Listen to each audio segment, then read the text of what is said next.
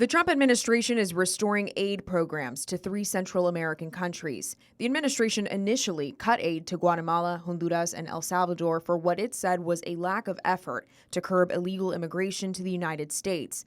President Trump tweeted the three countries signed asylum cooperation agreements. Washington will restore targeted assistance for law enforcement and security in return. Secretary of State Mike Pompeo gave more detail on what targeted assistance would look like in a statement.